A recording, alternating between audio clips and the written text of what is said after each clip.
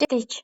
Moa 1986-cı ildə Yeni Zelandiyanın Auen dağlarındakı mağarada aparılan ekspedisiya işləri getdikcə mağaranın dərinliklərinə doğru genişlənirdi və bu zaman böyük bir mumyalanmış quş aşkarlandı. Tapılan quş o dərəcədə salamat qalmışdı ki, onun təzəcə öldüyü qənaətinə gəlmək olurdu.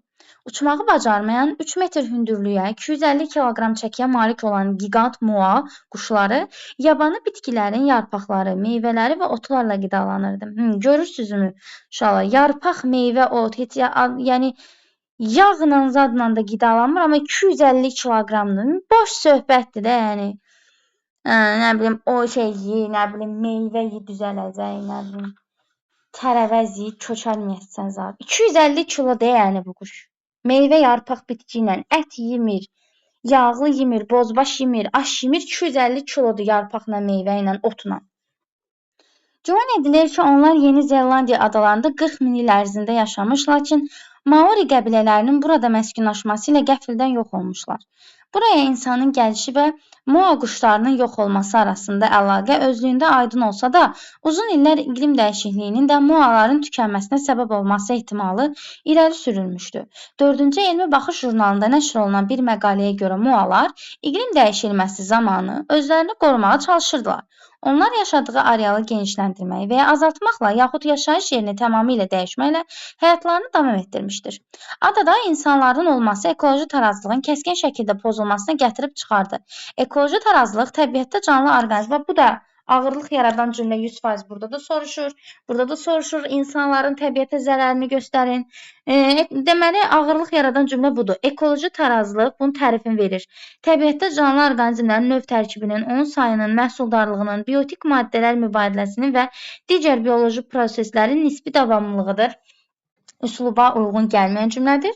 Maorilər mütəmadi olaraq bu nəhəng quşların ovu ilə məşğul olur. Onların yumurtalarını yığır. Quşların yaşayışı üçün əlverişli, bayaq da əlverişli sözünü şeyə yazmışdıq, səmərəli.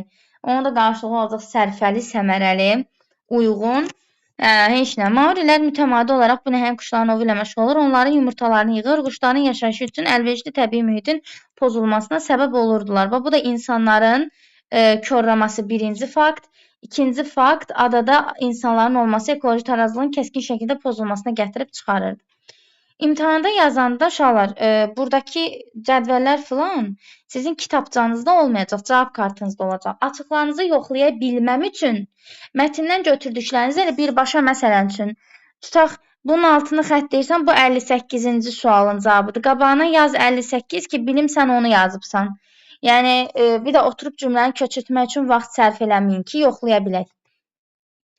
Yəqin ki, başa düşdünüz nə deyirəm, çünki yoxsa yoxlamaq mümkün olmayacaq. Mən nə bilim, orada task qrupu falan baxıram ki, nə yazıbsan.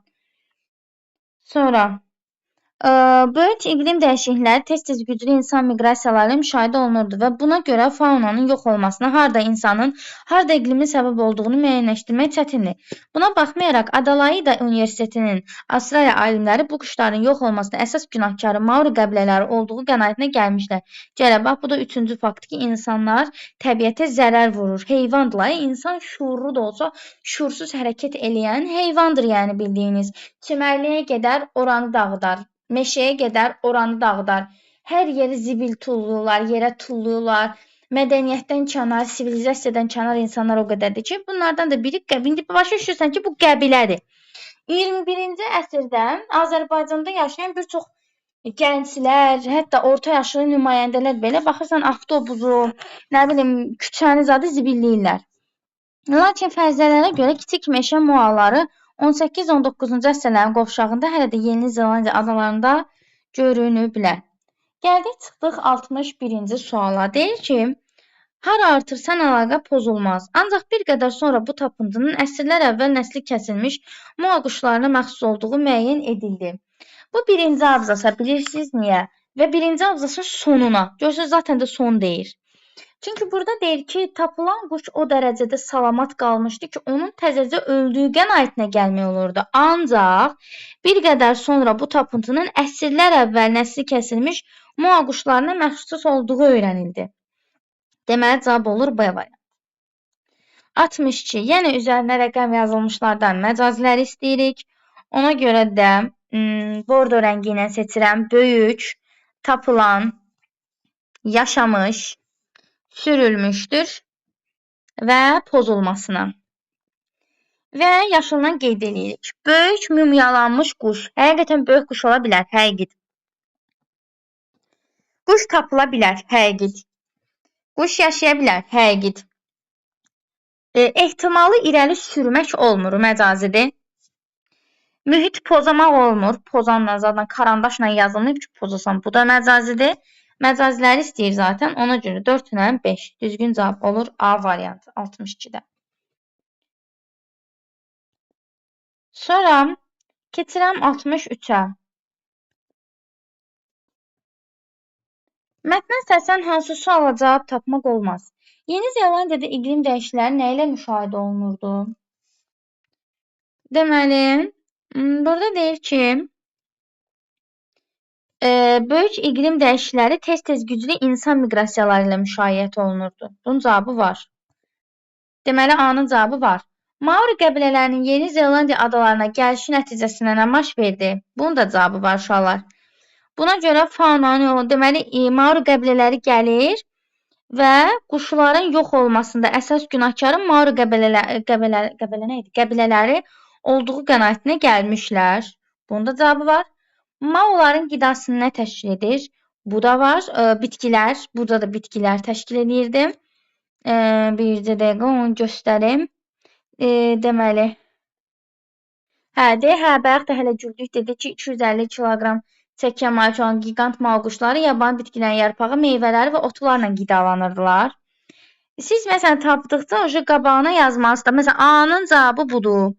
B-nin cavabı budur. C-nin cavabı budur. Yazdıq. Yeni Zelandiya adalarında məskunlaşmış Maori qəbilələri nə ilə məşğul olurdular? Bu da var. Maorilər mütəmadi olaraq nəhəng quşların ovu ilə məşğul olur. Onların yumurtalarını yığır, quşların yaşayış üçün əlverişli təbii mühitin pozulmasına səbəb olurdu. D-nin də cavabı var. Deməli, nəyin cavabı yox imiş? Y variantının. Cavabınız olacaq Y variantı. Yeni Zelandiyada ilk ekspedisiya işləri nə zaman həyata keçirilib bilmirik.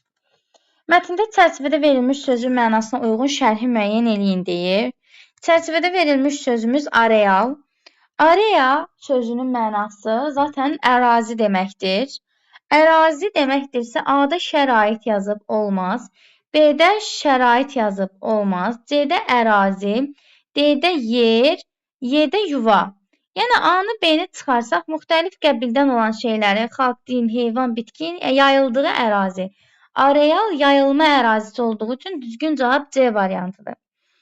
D-də mənasızdır, Y-də mənasızdır. Düzgün cavab olur C. Burada da Y idi. 65. Məntiqi əlaqəni gözləməklə nöqtələrin yerinə hansı cümləni artıraraq mətni genişləndirmək olar deyir. Baxırıq təbii ki, yenə mətnimizə.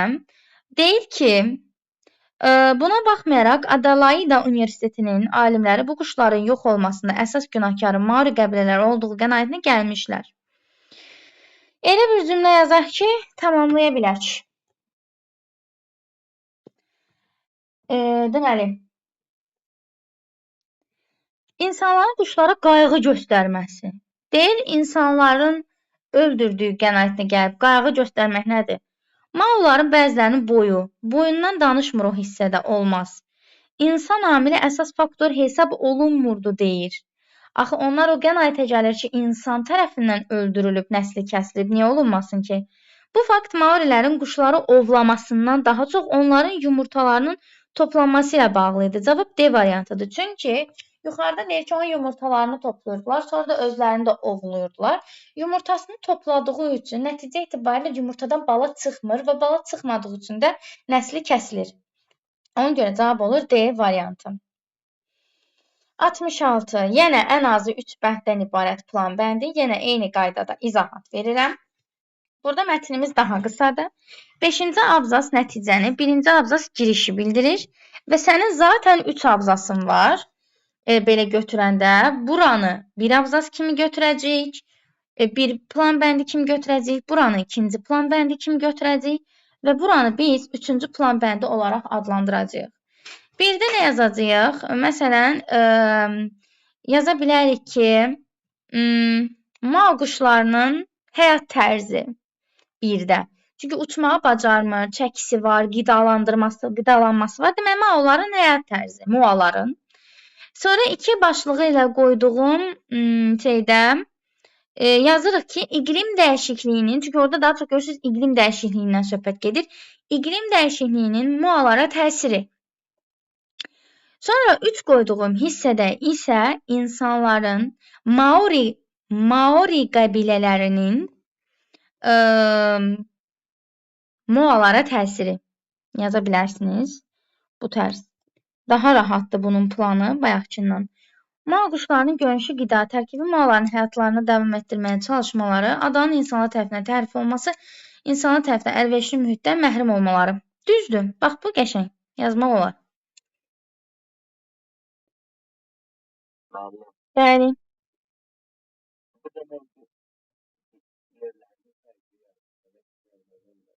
Yerləri fərqli yazanda əlbəttə ki, 0 verəcəklər. Çünki planda ardıcıllıq qorunmalıdır.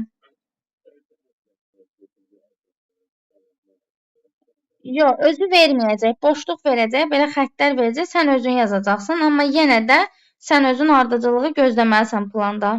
Çünki sən 1, 2, 3 yazırsansa, sən 2 ilə 3-ün yerini dəyişirsənsə, deməli sən artıq mətndə hadisə ardıcıllığını bilmirsən deməkdir. Ona görə 0 atırlar. Promo özdə heç, yəni yarım zad da vermirlər. Mütləq. Ardıcılığa mütləq fikir verin. Aşağılar, heç siz gününüzün planını qurmursunuz.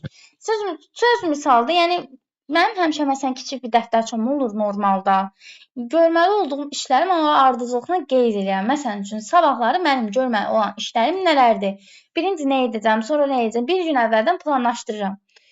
Planlaşdırıram deyəndə, məsələn, mən birinci tutaq ki, sabah yanvarın 3-üdür.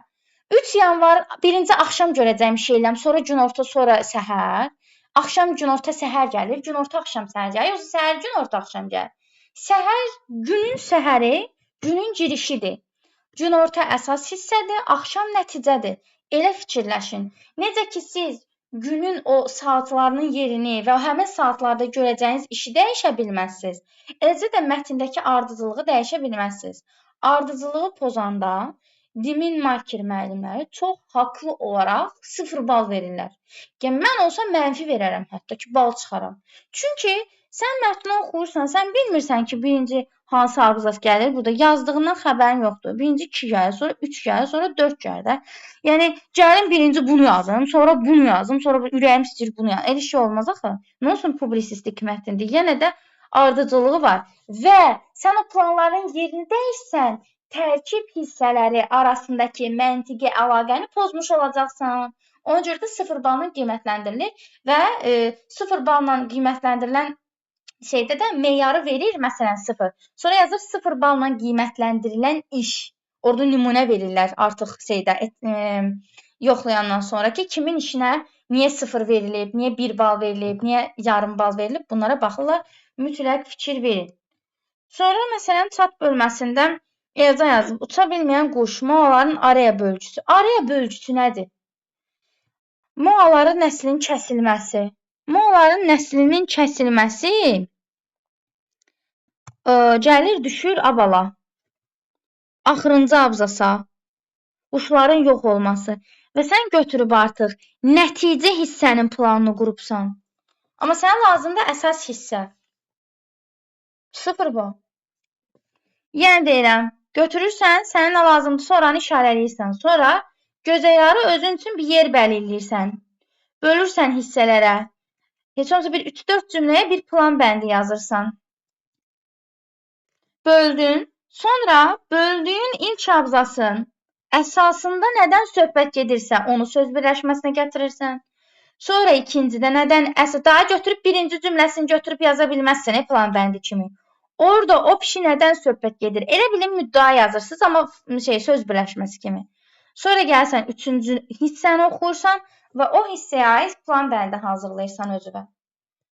11-ci sinif hələ plan qurmağı bilmir və saysız hesabsız mətn işlənilib.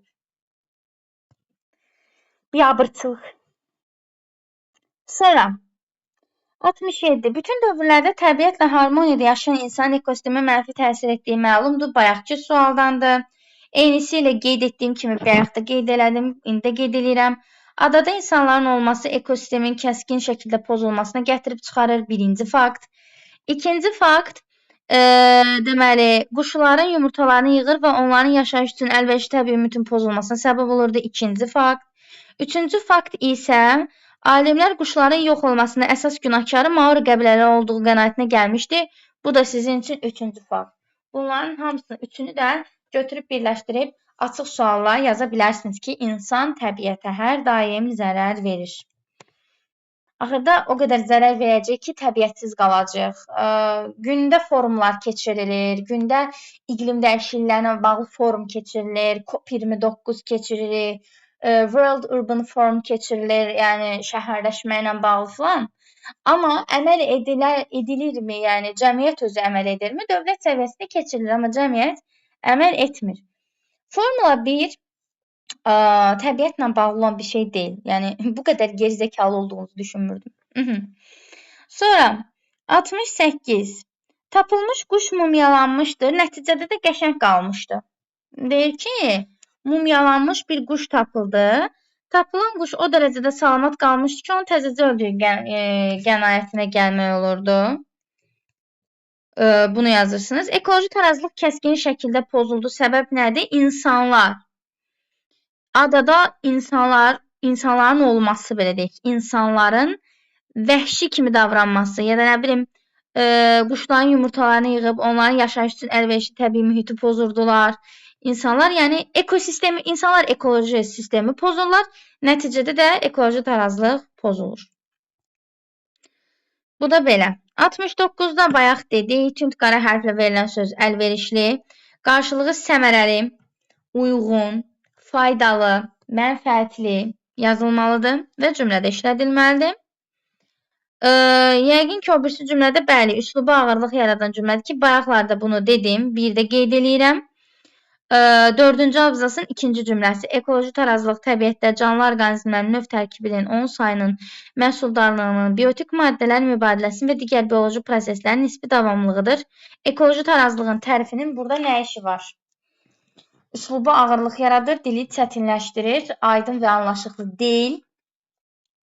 Belə. Başqa sual olan var bu mətnlə bağlı?